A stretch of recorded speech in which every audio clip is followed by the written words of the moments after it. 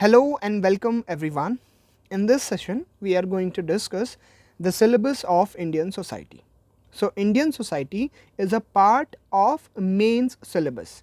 Prelims में Indian society से questions नहीं आते हैं, ये mains का part है और this is the part of GS paper 1 जहाँ पर हम Indian society के questions देखते हैं mains में.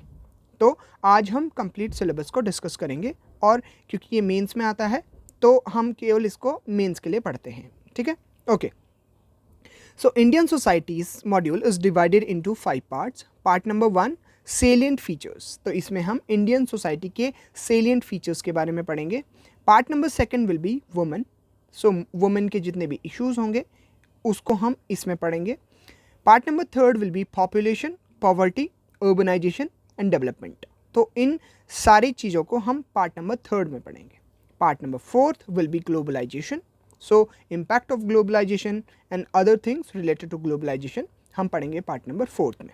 Part number 5 will be diversity. तो इसमें कितने टाइप की डाइवर्सिटी है, लाइक रीजनल डाइवर्सिटी इंडिया में पाई जाती है, रिलीजियस डाइवर्सिटी. तो जितनी भी प्रकार की डाइवर्सिटी इंडियन सोसाइटी में पाई जाती हैं हम इस पार्ट में उसको स्टडी करेंगे.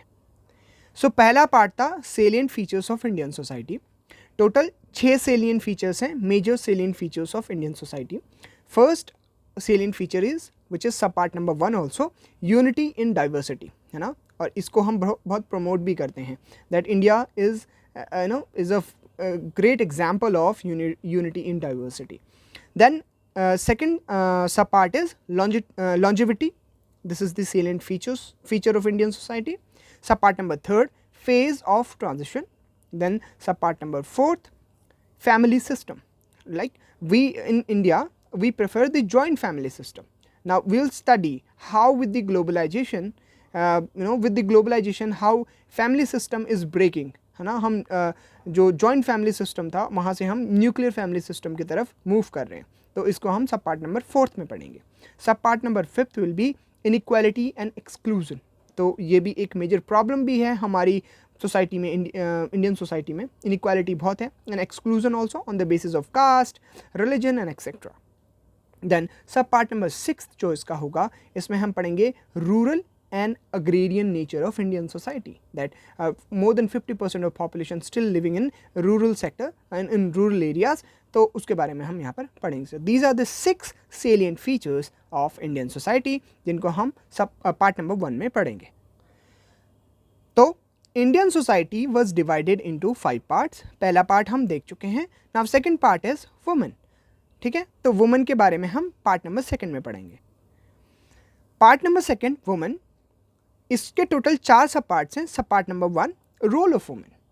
ठीक है, तो इंडियन सोसाइटी में क्या रोल है वुमेन का. Then second will be challenges to women.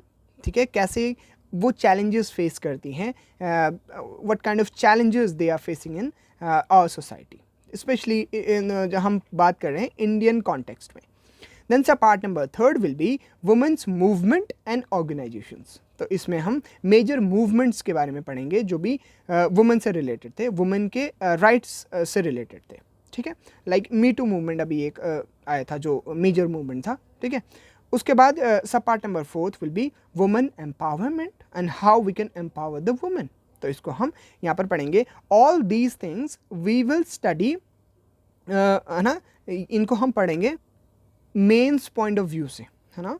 तो हम मेंस के पॉइंट ऑफ व्यू से पढ़ेंगे क्योंकि प्रीलिम्स में यहाँ से क्वेश्चंस नहीं आते हैं. Okay, Indian society first part देख चुके हैं, सेकंड पार्ट कंप्लीट कर लिया. Now third part is population, poverty, urbanization and development, जो कि थर्ड पार्ट है.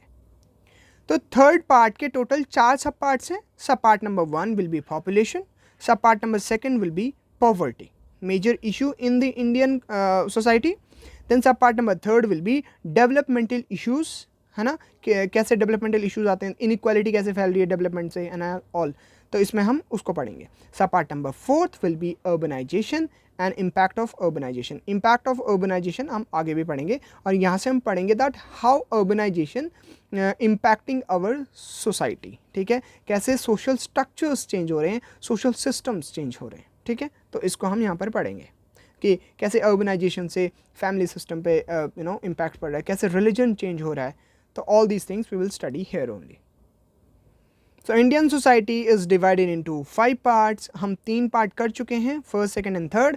Now fourth part will be globalization and this is very important part. यहाँ से मेंस में बहुत सारे क्वेश्चंस पूछे गए हैं ग्लोबलाइजेशन से, स्पेशली पूछे गए हैं कि ग्लोबलाइजेशन से किस किन पे कैसा असर पड़ता है, कैसे इम्पैक्ट करती हैं. आगे हम देखेंगे उनको भी. Now part number 4 will be globalization. Now globalization has 4 subparts. Subpart number 1, globalization, obviously definition and other things. Then subpart number 2 will be effects on Indian culture. तो ग्लोबलाइजेशन कैसे इंडियन कल्चर को इफ़ेक्ट करता है ना, क्या इससे क्या क्या चेंजेस आ रहे हैं इंडियन कल्चर में. Then sub part number 3 will B effect on different sections, like women पे क्या असर पड़ा है ना ग्लोबलाइजेशन से. जो एल्डरली पीपल हैं, जो एजड लोग हैं, है ना, जिनकी उम्र हो चुकी है, मतलब जो बूढ़े लोग हैं बेसिकली, तो उन पे क्या असर पड़ा. तो ऐसी हम बात कर सकते हैं कि चिल्ड्रंस पे क्या असर पड़ा, है ना. तो ऐसे effects on the different sections of society, तो इसको हम इस सब पार्ट में पढ़ेंगे. And then sub part number 4 other things जो रिलेटेड टू ग्लोबलाइजेशन, वो हम सब पार्ट नंबर 4 में पढ़ते हैं. Indian society is divided into 5 parts, जैसे कि हमने डिस्कस किया. पार्ट नंबर 1 देख चुके हैं, पार्ट नंबर 2 भी देख चुके हैं, part number 3 and part number 4 भी देख चुके हैं. Now last part which is part number 5 is diversity. Now कितने प्रकार की डाइवर्सिटी हमारे इंडिया में पाई जाती हैं? मेजर 6 प्रकार की डाइवर्सिटीज़ हैं हमारे इंडियन सोसाइटी में. First is linguistic diversity. ठीक है, तो लाइक सदर्न जो स्टेट्स हैं वहाँ पर वो प्रमोट करते हैं अपनी रीजनल लैंग्वेजेस को. ठीक है, Tamil and Telugu and other languages. और नॉर्थ में हम प्रमोट करते हैं अपनी हिंदी को. ठीक है, तो ऐसे लिंग्विस्टिक डाइवर्सिटी हमारी कंट्री में बहुत ज़्यादा है. Then regional diversity. ठीक है, north India and south India, तो रीजनल डाइवर्सिटी बहुत ज़्यादा है. Then sub part number 3 casteism. Casteism भी डाइवर्सिटी को प्रमोट करता है.